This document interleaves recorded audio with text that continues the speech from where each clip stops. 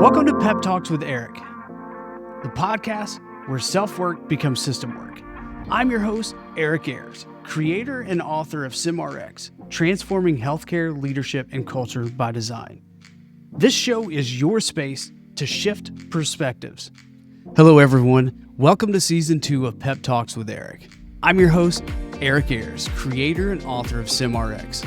But more importantly, I'm someone walking the same path of messy, beautiful, often unspoken growth with you. If you've been here since Season 1, welcome back. If you're new here, I'm so glad you're here. I'm so glad you found us. You've landed in a space where we go there, into the heart, the mind, and the culture we're creating, one spark at a time. Season 1 was about shifting what's inside, breaking cycles, replacing old stories, rebuilding from burnout. Season 2, we're scaling the shift outward, from me to we. Because the deeper we go into ourselves, the more connected we become to each other. This season is about what happens when the personal becomes collective, when self-work ripples through systems, when transformation is no longer private, but relational. Today, I want to walk you through 5 sparks, 5 reframes that shaped this shift for me. Some came from pain, some from watching others awaken, some came in silence. Each spark will end with a tiny tool, a question, a prompt, a moment, not to fix you, because you do not need fixed, but to fuel you. Let's get into it. Spark 1. You are not broken. The system is misaligned. I'm reminded of a quote. Perfection is the thief of joy. Now that quote hits harder when you've lived it. About 10 years into my nursing career, I hit a moment.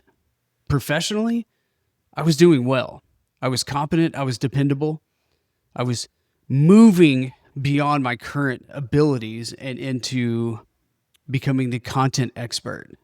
But emotionally, physically, and spiritually, I was flatlined. The only emotion I felt, and I mean truly felt, was anger. Anger became my armor. It protected me. It got me through impossible shifts. But it also shut me down. And then I realized it wasn't anger. It was sadness, disguised in anger. Because I wasn't laughing anymore. I wasn't sleeping. I wasn't dreaming. And I wasn't climbing the ladder of success, no matter how perfect I played the game. Then my body caught up to what my soul had been trying to say this whole time.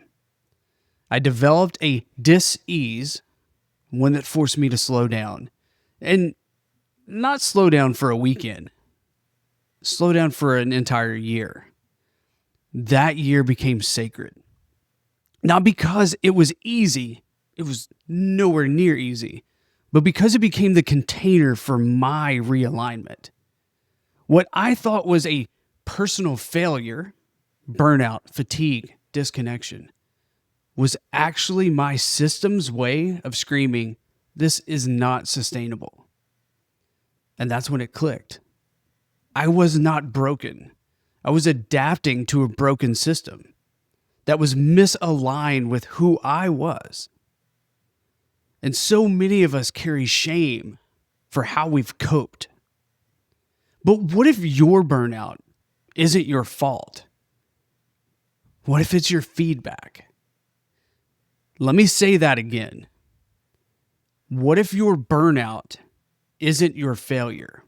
It's your feedback. Let that soak in for a moment. So, here's your tool. Ask yourself this question. What am I adapting to that no longer fits me? Or what am I adapting to that no longer serves me? Because you're not broken, you're becoming. And becoming starts with naming what no longer belongs. All right? You still with me? All right. Rock on. So, spark number 2, from legacy to living system. The quote I'm reminded of here is, change your thoughts, change your life. And that quote sounds like a bumper sticker. And it could be an amazing bumper sticker. But there's meaning behind it, because it sounds like a bumper sticker until one day it stops you in your tracks. So there was a moment, a seemingly small moment, where something inside me cracked open. I heard myself say something and immediately realized those aren't my words. They belong to someone else.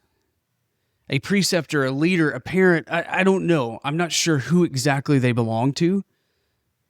I just thought they were mine. I had repeated them for so long that I thought they were mine. And just like that, the thread started to unravel.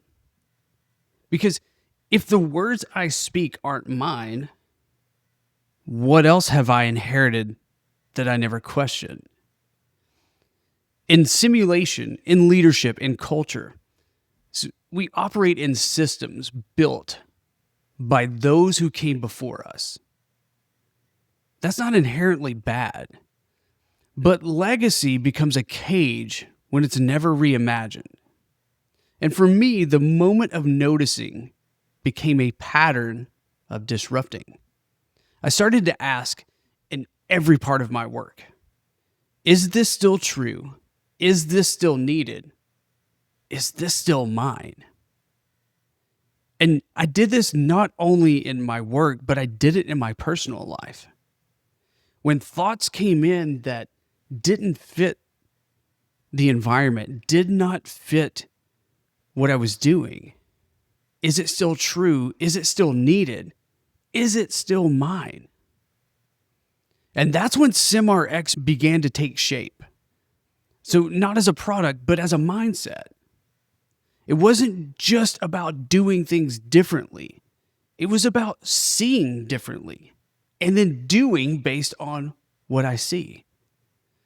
Seeing where our inherited systems were suffocating creativity or blocking healing. Seeing how simulation could live and flow, not just in a lab and in a space. Seeing how leadership didn't have to be title-based. It could be leading your family. It could be leading your colleagues, leading your client, leading your patient. Leading doesn't have to be a title. And how culture could be curated, not endured. From that moment forward, I wasn't building against the system. I was building a new one, rooted in alignment, not assumption. Because legacy might shape the past, but we, collectively, we shape what comes next. So, here's your tool.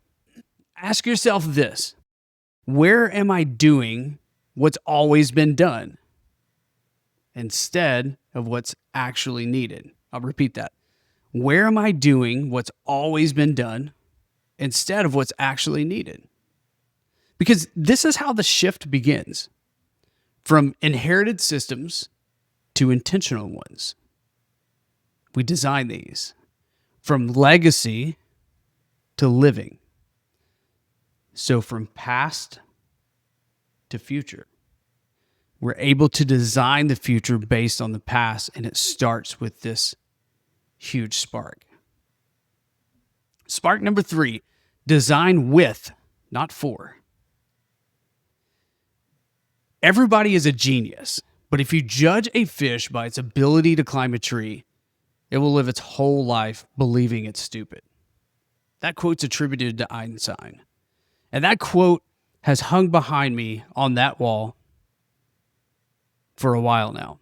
It began in my office. It was a gift from my wife. This is one of my favorite quotes.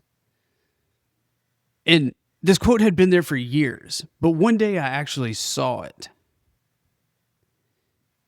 We were in the early days of what would eventually become SimRx. We were designing for nurses, and it was going well. It was going great, actually. And then one of our techs approached me with an idea. She said, "Oh, what if we had something like this for splinting?" She wasn't a nurse. She didn't have the title. But what she had was insight. That moment was electric. I felt like I was 5 years old again, and someone new had just walked up and said, "Do you want to play?" That's what I felt. So we gave her the space, we gave minimal supplies, and our full support. And what she built not only worked, it became the new standard for tech education in our department, in her department. Even more, it seeded what would become the SimRx carts. So she planted this seed for us by thinking outside of what we were doing. And that's the power of designing with people, not for them. Empowerment isn't something you give. It's something you simply make space for. Co-creation is not about delegation. It's about dignity. And when you stop trying to solve for everyone and start building with them, you stop designing solutions and start cultivating systems that actually fit. So here's your tool. Ask yourself this question. Who needs to be in the room when change is imagined? All right, I'll say it again.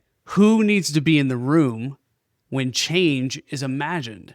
Because genius doesn't live in org charts. It lives in the people who know the work, feel the pain, and hold the wisdom. You want transformation? Pull up another chair and ask, "Want to play?" That's how we change the world. Spark number 4. You can build without permission. Ooh. All right. This was a big one for me. The quote that comes into mind here is, "Do we have anything to practice port access on before I carry out this order?" It's been a few months since I've done it. It's not the needle. That part's easy. It's the 12 steps before that I'm foggy on. This one question, this one quote, which came from a nurse who was asking me a question about practicing, it changed everything. Because we did not have a port trainer to train just in time whenever we needed to. We didn't have a simulation room. We didn't have time. But what we did have was the urgency to say, this can't wait for the perfect setup. So we got scrappy. We dug into old policies and pieced together the steps. We scavenged expired supplies, and within a week, a simple kit was built. Plastic container, instructions, and a video script. We brought it to her. She practiced. She reflected. She showed up differently. And her next patient noticed. They said, "Do you work in the clinic? Because you were amazing. You have to work there." So the clinic, the Hemont clinic, nurses access ports all the time. They do this continuously. And they're really good at it. In the emergency department, we don't. So we get scrappy with it. She did it so well, she aligned with the practice of the Hemont clinic. That's competency. And that's what competency feels like to both sides of the needle. That's what happens when we stop waiting for permission and start building what's actually needed. SimRx was not born in a lab. It was born at the bedside with a nurse, a problem, and a question. Innovation doesn't always wear a lab coat. Sometimes it wears scrubs and carries a lunchbox. It's not about having the perfect plan. It's about moving anyway, with clarity, courage, and the container. So here's your tool when you find yourself in this situation. What's one problem I'm ready to prototype today. Because waiting for the system to catch up means people fall behind. The most powerful innovations don't start with a budget, they start with a moment. And that moment's right now. Spark number 5. Healing systems begins with healing ourselves. We cannot heal when we're being chased by a tiger, even if it's a metaphorical tiger. For me, the tiger was everything I'd refused to feel. The unspoken grief, the constant pressure to be perfect, the fear of being found out as not enough. And underneath all that, a body in survival mode. Cortisol had become my constant companion, not because of one dramatic moment, but because of years of micro stress, of bracing, performing, adapting, pretending. Eventually, my gut gave out, but not just physically, my instincts, my compass, my sense of center, gone. And I remember realizing my systems weren't just sick. They were mirroring the chaos I was swimming in. I was trying to heal out there without healing in here. That year of forced pause I spoke about in Spark number 1, it cracked something open in me. It invited me back into my body to notice, to listen, to stop outsourcing my worth to a broken pace and a broken system. Healing did not come from a guru or a course or a book. It came from breath, from food, from stillness, from reconnecting with joy, with spirit, with self. And once I could feel again, I could lead again. You can't scale compassion from depletion. You can't model competency from disconnection. And you can't build systems that heal if you're still running from tigers. We lead best when we lead from the overflow of our cup. So here's your tool. Ask yourself, where can I offer grace today? To myself or someone else? Say it again. Where can I offer grace today? To myself or someone else? Because systems don't heal policy. They heal from people who are healing, from wholeness, from presence, from you. All right, bonus spark. Remember to bring along the fun. This is probably the most important one of all. Fun is our permission to commingle our genius with the genius of others, thus creating a masterpiece of co-collaborative, human-centric innovation, which is ultimately the prescription for human connection in the workplace. So every day at work is bring your 5-year-old self to work day. And the more you can bring that 5-year-old self with you, the bigger impact you have on this planet. Not just your work, but your world. The biggest lesson I have learned up to this point is to bring the fun with me wherever I go, especially in the mundane tasks or roles we find ourselves in, which, by the way, were not so mundane when we first began them. At that time, they were fun, exciting, new, unfamiliar. So shifting to curiosity is our path through this, because that's what our mind was on when we began this role. We were curious to learn the job. So if we find ourselves thinking, oh, this is mundane, there's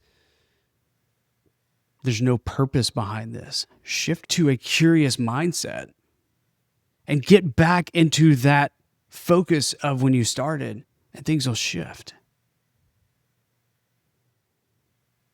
So when my 5-year-old is invited to join the group, everything, and I mean everything, changes. So I suggest we turn the mundane and to the fundane. And here's your tool for changing the mundane to the fundane. Ask yourself, what would my 5-year-old self do right now if I gave him or her permission? I'm going to ask again, what would my 5-year-old self do right now if I gave him or her permission? And whatever that is, I suggest you move in that direction, because that is creating an emotion, an energy in motion. And if you follow that emotion, it'll lead you back to alignment. So let's take a breath. Take a breath with me.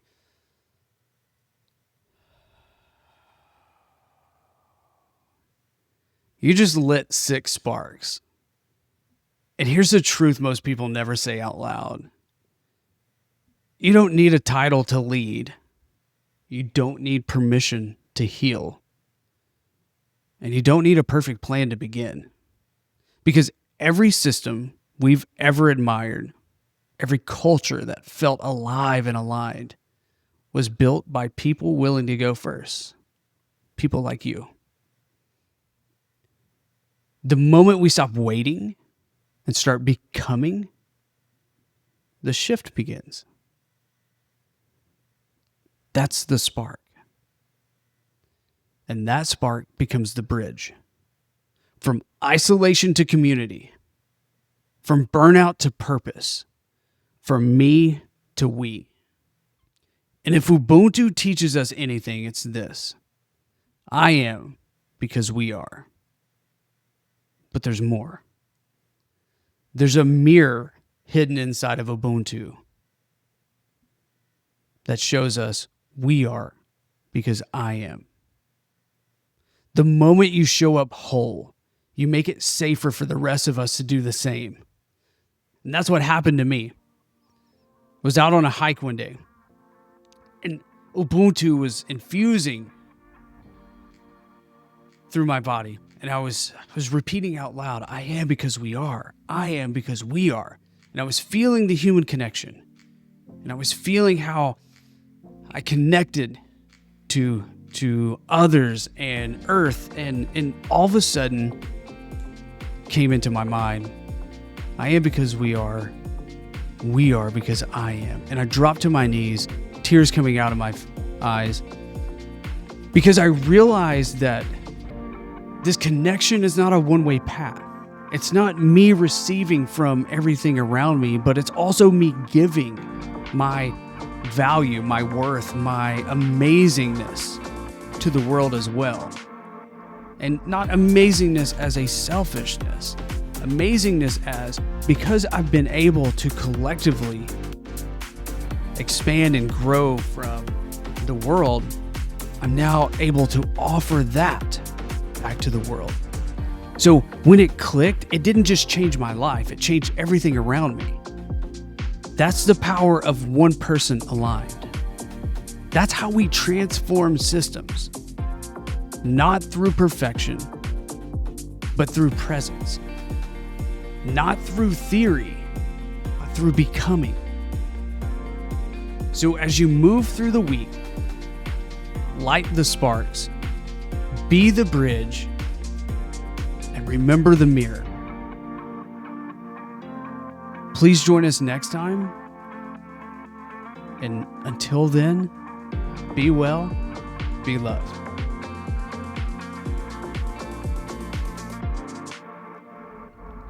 Thank you for listening to Pep Talks with Eric. If something sparked today, pass it forward. Remember to subscribe and share it with someone who needs it. Keep doing the thing. Keep showing up. You're not alone in this. And we're not whole without you. I'll see you next time.